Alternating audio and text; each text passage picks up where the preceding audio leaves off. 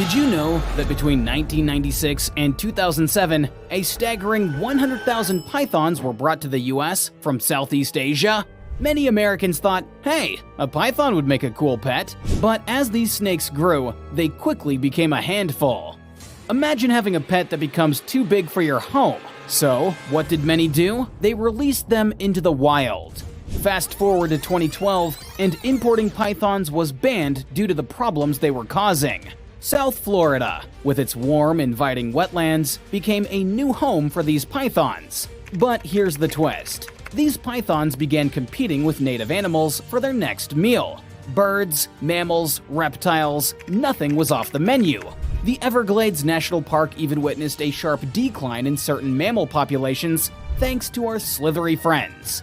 To combat this, Florida came up with a unique solution: python hunting. Yep, you heard it right. And it's not just any hunting. There's a state-sponsored python challenge where hunters can win cash prizes. But it's not a game for the faint-hearted. A python can lunge at you in just 50 milliseconds, with sharp teeth that can impale and grip its prey with force. Mike Kimmel, for instance, had a close call. Let's hear his story.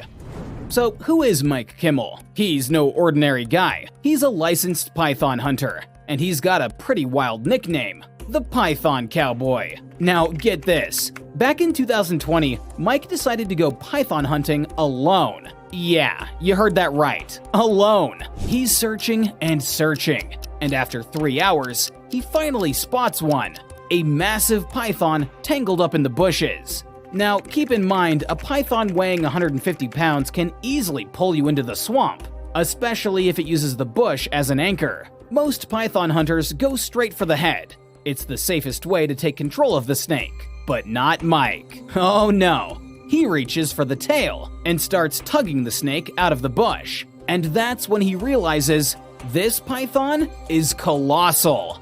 Like 15 feet long colossal. Mike said, "I couldn't pass up the opportunity to dance with the devil herself." Talk about living on the edge.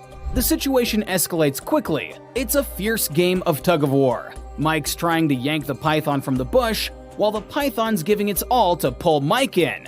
Just as the tension is at its peak, the python takes a sudden turn, biting deep into Mike's left arm. The bite is severe, piercing an artery and hitting some nerves. Blood pours out, but Mike, with incredible presence of mind, uses a snake bag as a makeshift tourniquet, wrapping it around his injured arm, all while still grappling with the python. It's a test of wills, and even though Mike eventually overpowers the 17-foot beast, the ordeal leaves him with a serious wound. He's lost an estimated gallon of blood. His immediate concern? The danger of blacking out. Because if that happens, it's not just the end of the tug-of-war, it could be the end of Mike. In a tremendous display of courage and strength, Mike overpowers the 17-foot beast. And though it was a risky encounter, with sheer determination, he safely bags the python and heads home. Victorious, but bearing the scars of a true python hunter. Just because something is legal doesn't mean it's safe. Researchers have found that the pythons can exert pressure of up to 53.7 kilopascals or 7.8 psi, and that's in the lab setting. When they attack, they do it smart, wrapping themselves around their prey and squeezing tighter as the victim exhales. When hunting for pythons, it's highly recommended that 2 or more people handle the same python at a time, simply because even with zero aggression, pythons can easily overpower and injure an adult, even without meaning to. Fortunately, there have been no human deaths from these incredibly powerful Burmese pythons in Florida. That doesn't mean that you should ever get close to a python if you see one, especially if you don't know much about them. Now, let's circle back to Mike. The guy knew his stuff, and that's likely why he made it out alive after wrangling a 17-foot monster all by himself. But let's be clear, don't try this at home or in the swamp.